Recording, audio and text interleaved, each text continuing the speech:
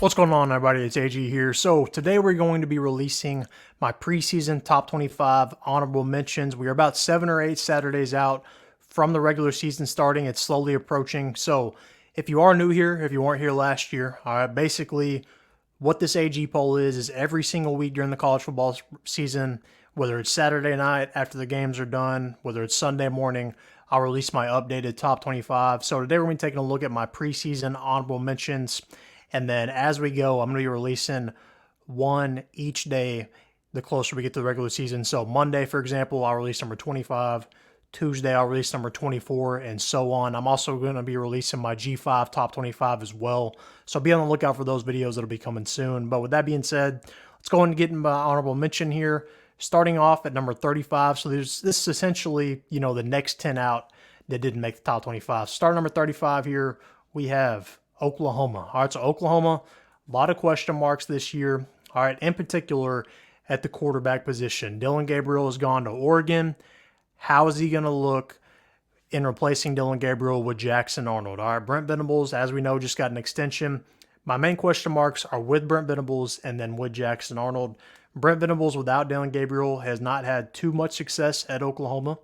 And in addition to that, they're moving to the SEC. That's going to be a tough conference week in and week out. So I know this roster is very talented, but Jackson Arnold looked kind of spotty in the ball game.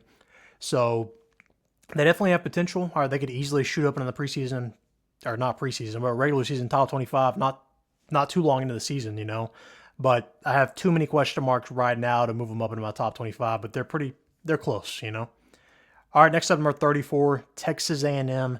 Texas A&M, similar situation. All right, they've got question marks that I'm a little skeptical on. This roster is very talented. They played Notre Dame quick and early in the regular season. You'll be able to tell a lot from that. Bring over Mike Elko from Duke. All right, he has proven before at Duke that he can turn around a situation very quick. I think he took him from 3 wins to 9 wins in his first season. And he was good at Duke, all right? He had a lot of success there with Riley Leonard. Speaking of Notre Dame, all right, he was there. Before he went to Notre Dame, he was at Duke with Mike Elko. But anyways, all right, last season, for example, Mike Elko had Duke as like a top 25 team when they were healthy. This roster has a lot of turnover. All right, Jimbo Fisher's gone out the door, so they've had some turnover here, but they have loaded up in the portal. It is a very talented team. Connor Weigman, however you say his last name, is getting a lot of first-round NFL draft quarterback buzz, so apparently he's in store for a good year. We'll see what happens there. But I think Mike Elko, given time, will have success at A&M, but I don't know if it's going to be able to happen right away. But this roster is definitely talented. Number 33, Texas Tech. All right, so last year I admittedly had them in my preseason top 25. I thought they were going to be good. Joey McGuire definitely has them trending up. We saw last season, they can play with teams. They played with Oregon, gave them a good game. They've got Taj Brooks back at running back. All right, he's going to be an All-American candidate. Puts up some really good numbers.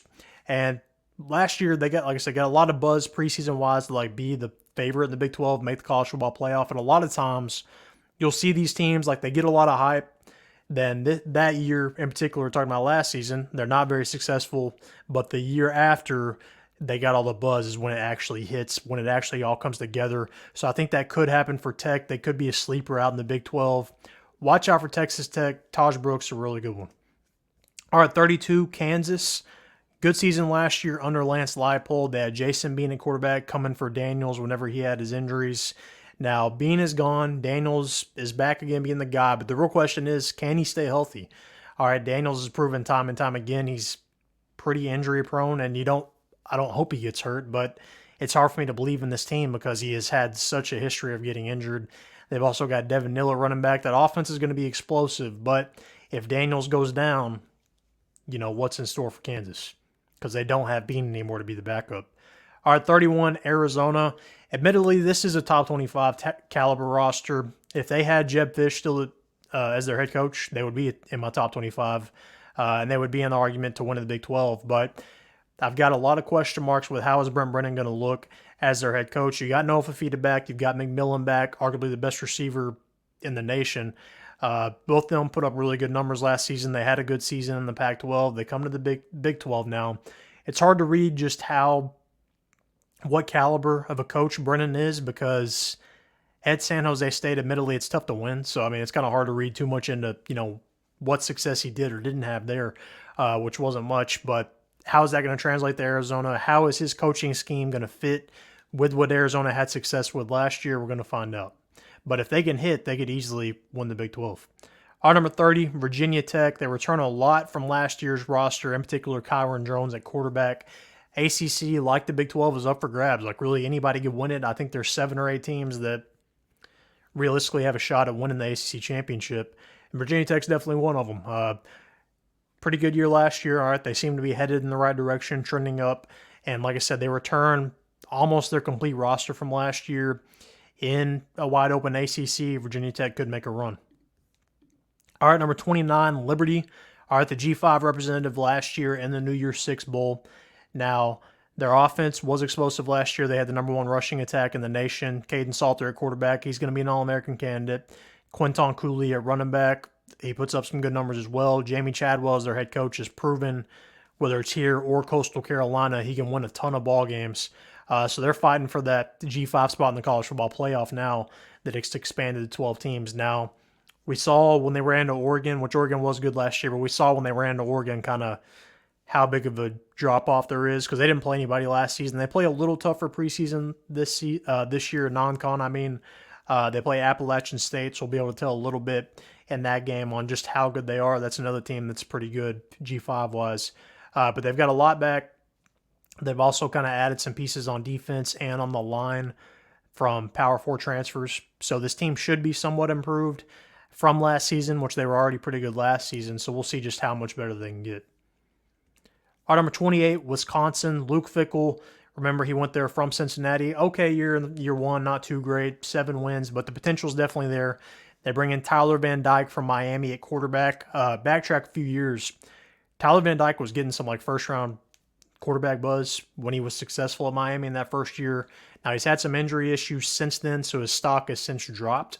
But, going to a new environment in the Big Ten, Wisconsin, I think, has a chance to kind of make an impact in the Big Ten race this season with the new look Big Ten, because Luke Fickell has proven he can have success as a head coach. He's the only G5 coach to make the college football playoff like he did at Cincinnati. So I think given time, he's going to be good at Wisconsin, and I really like this roster he has this year. All right, here we go. Number 27, Kansas State. All right, Kansas State, I think they are the betting odds favorite right now to win the Big 12. I've got 2 teams above them. In particular, definitive above them. Now, there's a few other teams, no spoilers, my Big 12 top 25. But Kansas State, though, Will Howard goes to Ohio State. You lose him at quarterback, but Avery Johnson kind of showed last year he can step in and be the dude, and that's what they're hoping for. That's what Chris Klieman is hoping for this year. Really good dual-threat quarterback. He can run it, he can pass it, but it's different being in spot duty than it is being the actual dude all throughout the year, so we'll see how that works. Again, the Big 12 is wide open. Like I said with the ACC, Texas and Oklahoma are gone, so who's going to be that next team to step up? Kansas State definitely kind of has the history that they could be in that conversation. All right, number 26, Memphis. They're currently my pick to be the G5 representative most likely in the college football playoff. This roster is very talented. They play Florida State in the non-con. They're going to be able to tell pretty quick just how good this team is. They bring back Seth Henigan at quarterback. They were pretty competitive last year. They beat Iowa State in their bowl game. Now, it's hard to read too much into bowl games, but still, this team's very talented. So I think they can probably play with a lot of these teams on this list. So I would definitely say them and Liberty are probably the top 2 G5 teams right now, along with Appalachian State. But again, I'll be releasing my G5 top 25 in the coming weeks, so be on the lookout for that. But these are my honorable mentions. Let me know who you would either move up into the top 25, who doesn't need to be in the conversation, or just who are your honorable mentions. Let me know. But again, like I said, next week I will be releasing, starting at number 25 and up, my AG poll preseason top 25, so be on the lookout for that. But again, let me know your honorable mentions, who you would move up from my list, who would you take off the list. Let me know. Comment down below. Make sure to like this video and subscribe.